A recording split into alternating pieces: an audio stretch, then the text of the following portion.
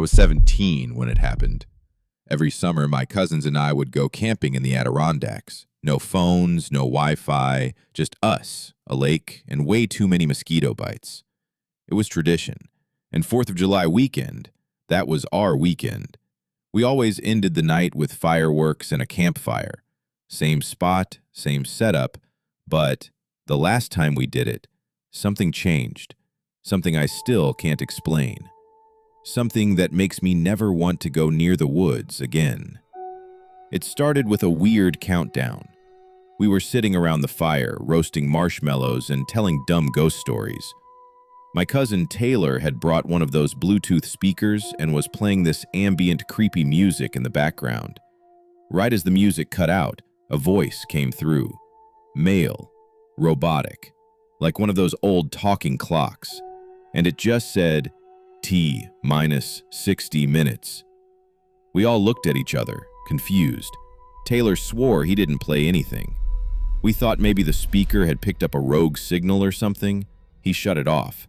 We laughed it off, but then it came again. T minus 53 minutes. And that's when we realized it wasn't coming from the speaker. It was coming from the woods. Now, let me be clear. We were in the middle of nowhere. The nearest ranger station was a 2-hour hike. There were no cabins, no campsites nearby, no cell reception. But this voice, it sounded like it was coming from everywhere. Not loud, not screaming, just present, like someone standing right behind you, whispering into your ear. We started to panic. My cousin Ben grabbed the hatchet. Taylor kept checking the speaker. My brother tried to rationalize it. Maybe a prank, a hidden radio, a scheduling error. But the voice was too clear, too deliberate. T minus 47 minutes. We argued whether to pack up and hike out. But it was pitch black.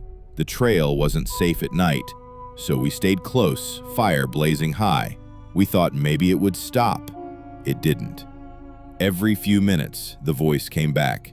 T minus 39 minutes. Then 33. Then 29. And that's when the forest went completely silent.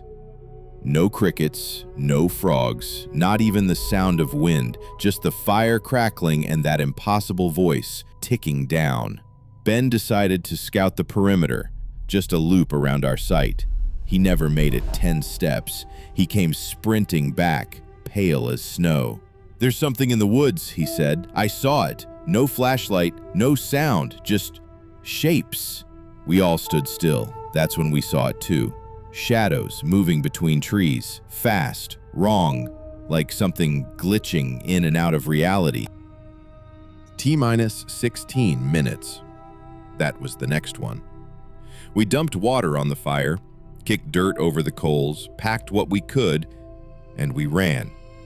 No path, just trees, branches tearing at our skin, roots trying to trip us, but the voice followed, no matter where we went. T minus 12 minutes.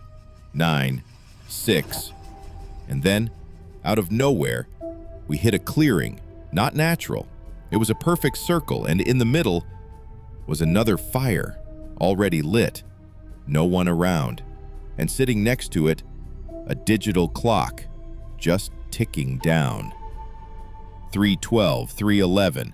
We stood there, frozen. Then Taylor whispered, "Why is it counting down?" Ben turned to me and said, "This doesn't feel like a timer." "What does it feel like?" I asked. He looked at the fire, at us. Then the countdown hit 0, and the fire went out instantly, like someone sucked all the air from the world. We were plunged into pitch black silence. And that's when the screaming started. It wasn't us. It was the forest, shrieking, roaring, like the trees themselves were crying out. We stumbled, fell, ran in every direction, anything to get away from that circle. Eventually, we found the main trail. At dawn, we hit the ranger station. We tried to tell them. They thought we were high or hallucinating, said no one else had checked in or reported anything strange. We went back with them later that day. There was no circle, No fire pit, no digital clock, just trees.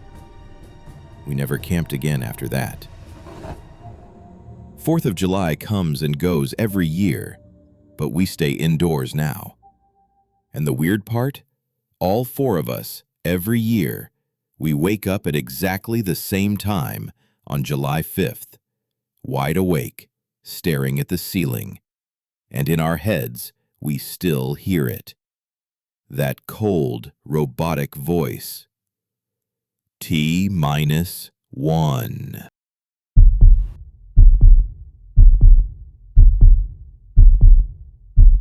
I live in a quiet suburb just outside Baltimore. Typical cul-de-sac. Rows of cookie-cutter houses, trimmed lawns, overly friendly neighbors.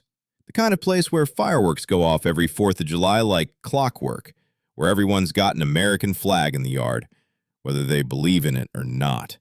Last summer was the first year I hosted the holiday barbecue myself. Usually it was my dad's thing, but after he passed in 2022, I figured I'd keep the tradition alive. Grill, drinks, music, friends, the works. My girlfriend, Amber, helped me set up the yard that morning. It was perfect. Sunny, no wind, low humidity, practically begging for a cookout. People started trickling in. Neighbors, coworkers, a few friends from college. At its peak, I'd say there were 25 or 30 people in my backyard, all laughing, drinking, eating. That's when the grill started acting strange. It wasn't some cheap propane thing either. It was my dad's old charcoal barrel smoker. He swore by it. I'd cleaned it top to bottom, bought fresh coals, even seasoned the grate like he used to. But after about 20 minutes of cooking, the flames changed. Not bigger, just wrong. This weird dark orange, too orange. I figured maybe the fat from the burgers had ignited it. Then the smell changed. It wasn't meat. It wasn't charcoal. It was chemical, like burning plastic with this coppery edge. One of my friends, Jason, made a joke. "Dude, it smells like burnt pennies." We laughed. I flipped the burgers, tried to ignore it, but then something even weirder happened. One of the hot dogs moved, just a twitch, like it pulsed. I figured it was the heat making the casing expand. Amber saw it too. She leaned in real close and whispered, "Babe, that one's breathing." I laughed it off, told her she was being dramatic, but when I really looked, it was inflating and deflating, slowly, like lungs. I grabbed the tongs and pushed it off the flame. It split open with a wet pop. The smell that came out of it hit me like a wall. Rot, metal, something wrong. That's when things started to unravel. About an hour later, the crowd had thinned out. A few families left early, complaining about headaches or nausea. One kid even puked in my driveway. His mom blamed the heat, but it wasn't that hot. Amber and I tried to keep things going, music, drinks, but I noticed something else. The flies. Not a few. Not normal. Clouds of them. Swarming the grill, the table, even the trash bin. Like the smell had drawn them in from miles away. They didn't scatter when we waved our hands, just hovered, persistent, hungry. And the grill? The fire wasn't dying down, not even a little. The coals should have been mellowing out by then. Soft orange, occasional flickers, but they weren't. They were glowing, bright, like lava, too steady, too hot. No smoke, no popping, just this steady, pulsing heat like it was alive. At one point, I opened the lid to toss on some skewers, and the smoke that came out wasn't gray, wasn't even white. It was pitch black, thick, greasy, like burning plastic and oil. I gagged, took a step back, but that wasn't the worst part. Inside the smoke, for just a second, I saw something. A face, just the shape of one, deep in the smoke. Mouth wide, eyes hollow, watching me, and then it was gone. I slammed the lid shut so hard the grill shook. Amber walked over, asked if I was okay. I just looked at her and said, "I'm done cooking." She didn't argue. We were almost at the end of the night. It was just the 3 of us left. Amber inside doing dishes, me outside putting away chairs and trash, and my neighbor, Bill, sipping a beer near the fence, making small talk about fireworks. The booms and crackles had started a few blocks away, but they felt distant, like they were happening in a different town. I bent down to grab a tray, and that's when I heard it. Click. Not a pop, not a sizzle. A click. Sharp. Mechanical. Like a latch snapping into place. I turned.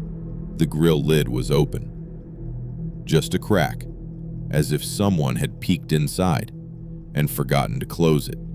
I walked over slowly. There was no breeze, nothing around to bump it open. I reached out and shut the lid gently. And that's when I saw it. Fingerprints, smeared across the inside edge of the lid. Greasy, black, like soot and oil. But what stopped me cold, they were small, like a child's, and upside down, as if whoever left them had been hanging beneath the lid, fingers reaching up. I just stood there, staring at them, dozens, overlapping, all clustered in the center. I opened the lid again, slowly. Nothing. No smoke, no food, just glowing coals. But the grill plate, it was warped, bent slightly downward in the middle, like something heavy had been resting there, or crouching. I didn't say a word, just grabbed a bucket of water and dumped it straight into the coals. Watched them hiss and spit, then slammed the lid shut. I didn't open it again for the rest of the night. After everything, we are tired. We took a quick shower and gone straight to bed. Amber kept tossing and turning, said her skin felt itchy, like something was crawling on her just under the surface. She made me check the sheets twice. Around midnight, I gave up and went to get a drink. The whole house was dark, just the low hum of the fridge and the occasional pop of leftover fireworks in the distance, distant enough to feel like echoes. I poured a glass of water, leaned on the counter, and glanced out the kitchen window, and that's when I saw it. The grill lid was open. Again. I stared at it for a second, thinking maybe I hadn't latched it all the way, but then I saw something standing behind it, still, barely visible in the dark, but definitely there, about the height of a child, but wrong. Skinny, too skinny, pale, no clothes, just a bare, motionless figure, facing the grill. My chest tightened. I couldn't breathe. I must have flinched because the glass slipped from my hand and shattered in the sink. Crash. That sound? It moved. Whatever it was turned, fast, and bolted on all fours into the woods behind our fence, like a spider, or something pretending to be a kid. I grabbed a flashlight and ran outside. The grill was wide open, but now it was empty. No coals, no grill plate, just ash, coated thick at the bottom, still warm, and sitting right in the middle was a piece of meat, burnt, charred, curved like a rib, too big to be chicken, too small for beef, and it smelled wrong. Not spoiled, not cooked. It smelled like something that had never belonged on a grill in the first place. I threw the whole grill out the next morning. Didn't even think twice. Tossed it into the back of Bill's old trailer, and we hauled it to the scrapyard just outside town. The guy working the scale didn't even blink. Didn't ask what was inside. Didn't care that it reeked. I never told Amber what I saw. Just said the grill had rusted out, that it wasn't safe anymore. And she didn't question it. But ever since that night, every year when July 4th rolls around, I get this feeling, a pit in my stomach, like something's watching the yard, like something's waiting for the fire to come back. I've kept the yard clean. No more cookouts, no more charcoal. We don't even light sparklers anymore. But a week ago, during one of my early morning walks, I was cutting through the woods behind the house when I saw it. A small pile of coals, still warm, fresh, like someone had just buried them. I bent down, brushing some dirt aside, and that's when I saw it. The grill lid, half buried in the soil, warped, melted, but unmistakably mine. And on the inside, carved deep into the metal, was a name. My dad's name. He'd never carved anything into that grill, never marked it, never even mentioned it.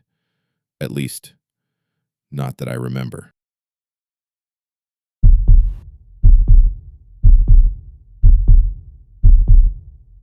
I grew up in a small town in Illinois. Real small. The kind of place where everyone knows your name, and where the 4th of July is the event of the year. Every summer we had a parade down Main Street. Marching bands, homemade floats, kids on decorated bikes, and old fire trucks with World War II vets waving from the back. It was a big deal. People came from neighboring towns just to watch. There were hot dog stands, face painting, fireworks at dusk. For one day a year, it felt like something out of a postcard. But I need to tell you about what happened the year I was 16, because I saw something that I've never been able to explain, something I still dream about, and something I know I was never meant to see. That year, I volunteered to help with the setup. My friend Mason's older brother was on the event staff, and they said they could use an extra pair of hands for the pre-dawn float inspections. It sounded kind of cool, getting to see all the behind-the-scenes stuff before the parade started. Most of the town was still asleep when we got there, about 4:30 in the morning. The sun hadn't even started to rise yet. The floats were already lined up on the far end of Main Street, right where the road curves past the woods and into downtown. They looked weird in the dark, just sitting there in the fog, these oversized cartoon characters and streamers frozen in place like props from a haunted play. But the weirdest part? There were already people standing along the sidewalk. Dozens of them, all up and down the street, not talking, not moving, just watching the floats. At first I figured it was another setup crew, maybe families of volunteers, but something felt wrong almost immediately. These people, they weren't dressed like locals. Their clothes were faded, dusty, outdated, like something from the 1950s.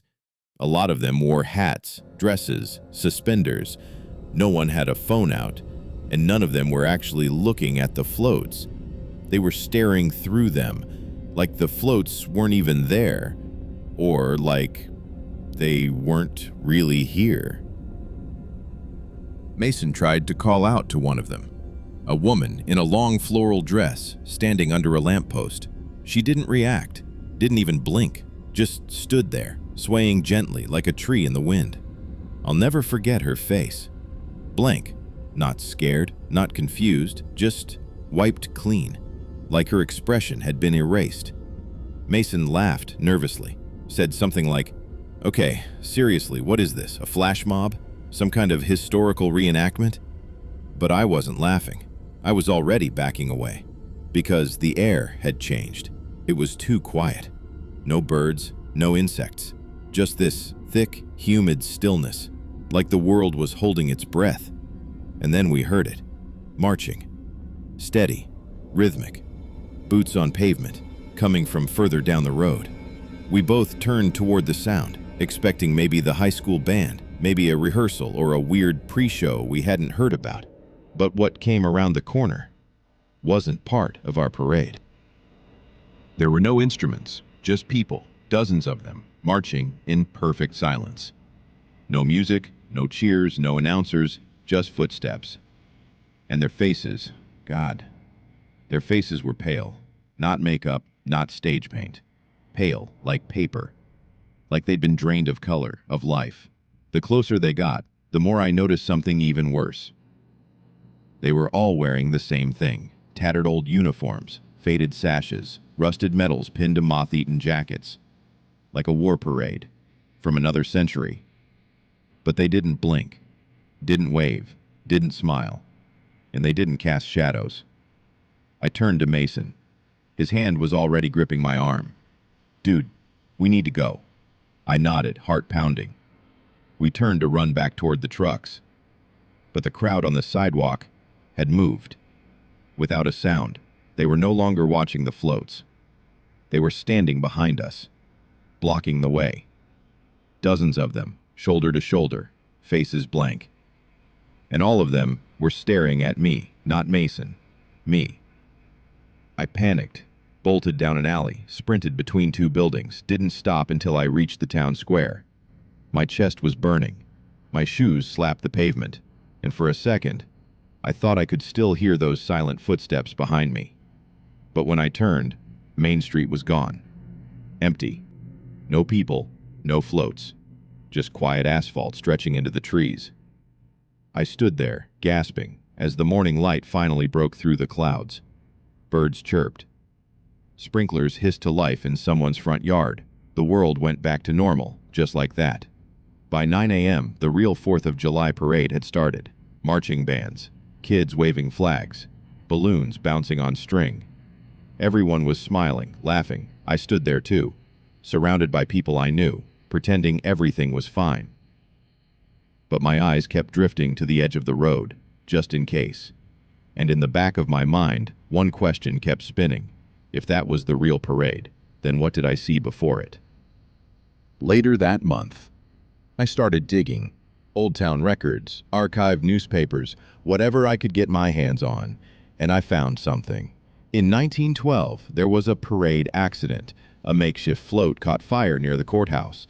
Dozens of participants died, burned or trampled in the chaos. The next year, the town canceled the celebration. Instead, they held a private memorial march. No press, no families, closed to the public. There was a storm that day, too. A heavy fog rolled in off the hills, and no one ever spoke of it again. No photos survived, just one line in the town diary, faded ink, top of the page. The parade was quiet this year. They marched alone, faces gone pale, and then they disappeared into the fog. Now, every 4th of July, I wake up before dawn. I look out the window, and sometimes, if the fog is heavy enough, I swear I can still hear them. Marching. Quietly. Waiting for someone to join the wrong parade. And I think, maybe I already did.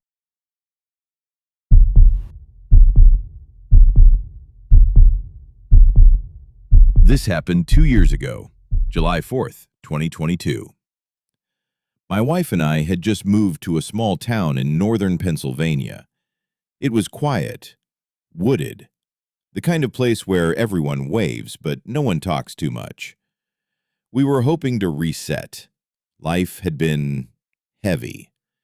You see, we were supposed to have a baby that year, but things didn't work out. And after the loss, we just needed space to breathe. So we moved. That summer, our neighbors invited us to the town's annual fireworks, a big open field behind the elementary school. Families everywhere, kids running, sparklers fizzing. It felt good, like life was trying to feel normal again. We brought a blanket, some snacks, and tried to enjoy the night. But something happened during that show that I still can't explain, and I don't think I ever want to go back there again.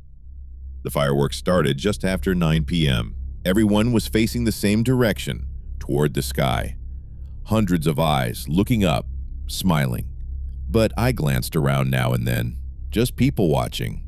About halfway through the show, I noticed a couple sitting near the tree line. They had a large blanket, just like ours. But there was something odd. They were sitting side by side, perfectly still. No food, no drinks, no phones, just watching. And between them was a smaller blanket, laid out perfectly square. I figured it might be for their kid. But it was empty. No toys, no stroller, no signs of anyone else. I leaned toward my wife and whispered, "Hey, look over there." She turned her head and instantly froze. Her grip tightened on my arm. "What?" I asked. Her voice was quiet, shaky. "That blanket," she said. "It's the same pattern we had for the baby." I looked again, and she was right. It was exactly the same blanket, down to the tiny red stars stitched in the corners.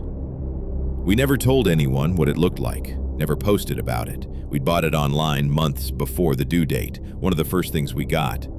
And after the miscarriage, we packed everything away, stored it in a box we couldn't bring ourselves to open. I tried to brush it off. Coincidence, right?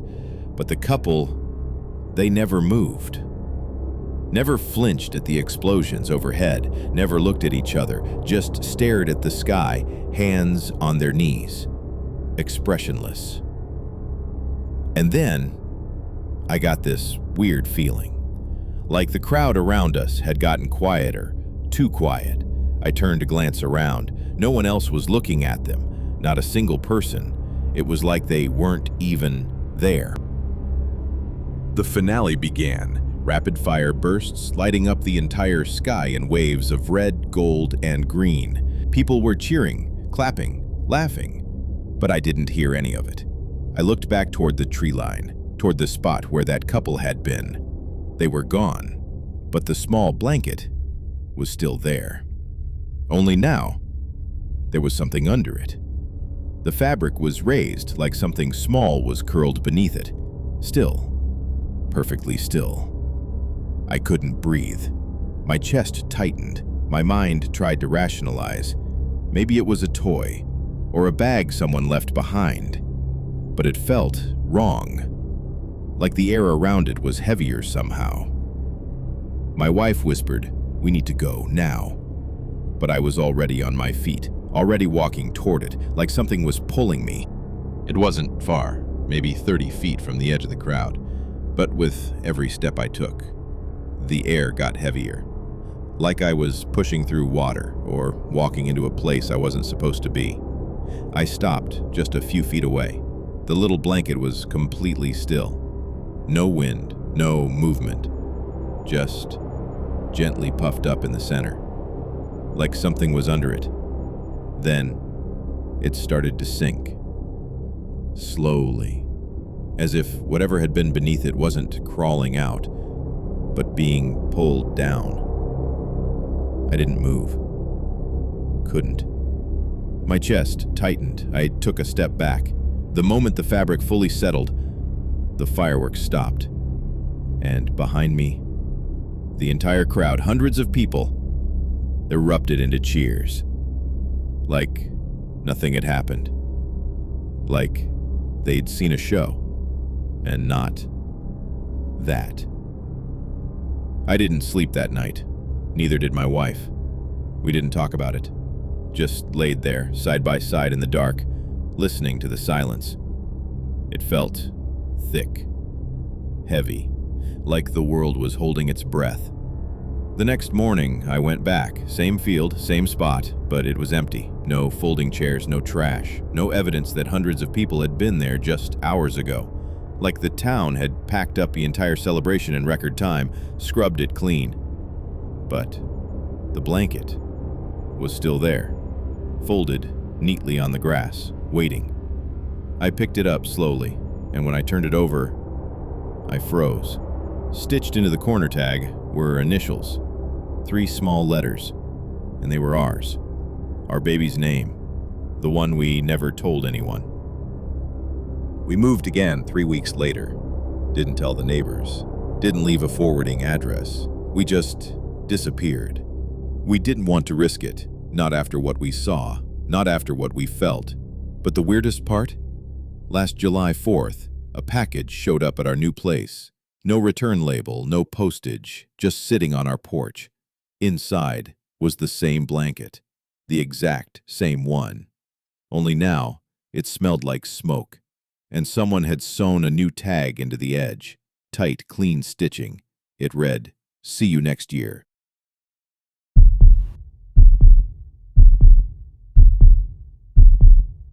I used to work tech support for a small local radio station in upstate New York, WNYT 88.3.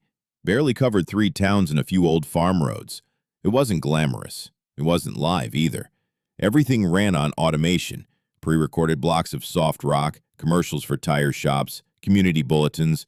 My job was just to keep the systems running. Remote access, script checks, occasionally swapping out a bad audio file. But once a year, on July 4th, we did one thing live. At exactly 8 p.m., we played the Star-Spangled Banner. No replays, no file triggers, It had to be broadcast live. Why? Because the station's founder, John Everly, had it written into his will. Always broadcast the anthem at 8 p.m. live every Independence Day. Not just requested, legally required. I used to think it was just some weird, over-the-top patriotic thing. Everly was a vet, World War II. Maybe it meant something to him. Maybe someone died during the anthem. I don't know. But after what happened that night, I don't think the anthem had anything to do with the country. My shift started at 6:30. No one else was scheduled. I was completely alone. The building's old, real old. Concrete block construction, no insulation, tucked behind a row of trees on the outskirts of town. There's no signage, just a dented door and a keypad that sticks if you don't hit it right.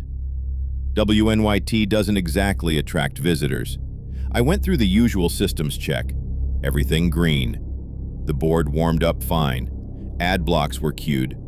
All that was left was the 8 p.m. broadcast of the national anthem, the live one. The file was right there in the automation panel, anthem_live.wav, scheduled to start exactly at 8 p.m.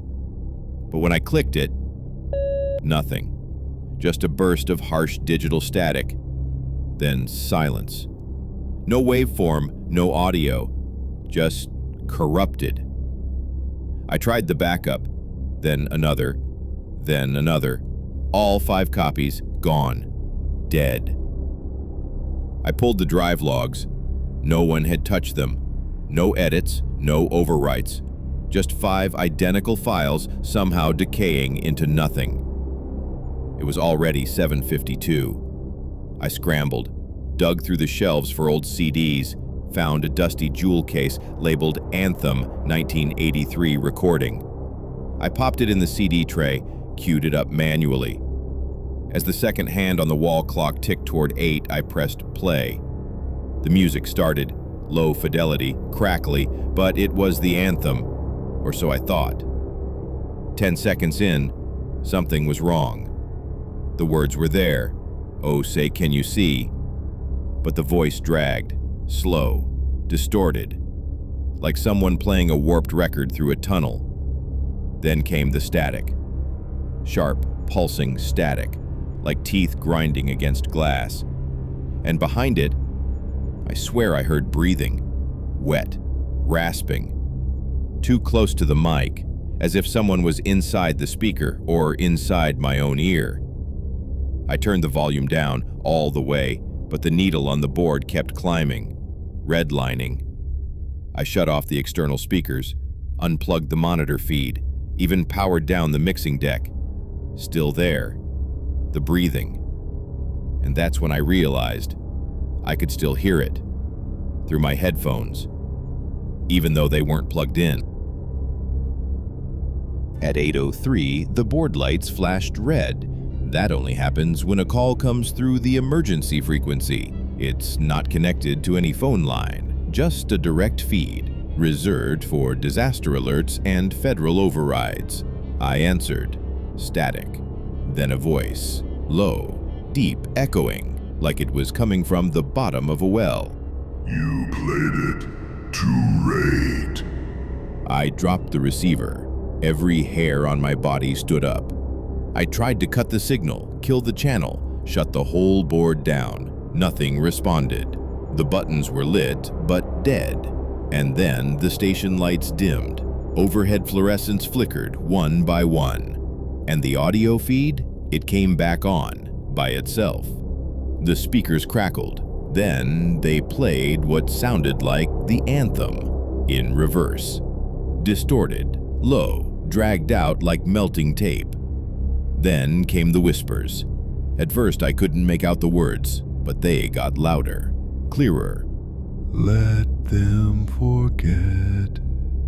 Let them sleep. Let them serve. Over and over, like a chant, layered beneath the backwards anthem. I backed toward the door, heart hammering. Then one whisper cut through the rest, louder than the others, right in my ear. behind you.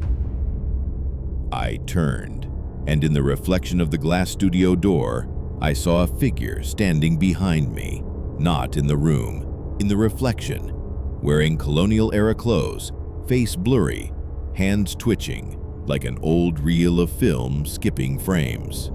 I spun around to confront it. Nothing there, but when I looked back at the glass, it was still standing there, watching. I ran. I stayed in my car outside for the rest of the night. Didn't go back until the sun came up. That morning, I told my manager everything. She didn't act surprised. She just nodded and said, "Someone always forgets, that's why we do it live." Then she handed me a folder. Old documents, news clippings, handwritten notes. Turns out, the station used to be a wartime broadcasting post. Back in the 40s, they played coded messages buried beneath national broadcasts. One year, someone forgot to play the anthem, just once. That night, 3 staff members vanished. No struggle, no signs of forced entry, just gone. All that remained was a recording, just static and breathing. And one sentence, scrawled in red ink across the soundboard. You serve when you sing. You die when you forget. I quit the next week, left the station, left the town, thought I could leave the whole thing behind. But sometimes when I'm scanning through stations in my car, I swear I still hear it. That warped anthem playing in reverse. And underneath it, layered in static and breath, a whisper. You forgot again.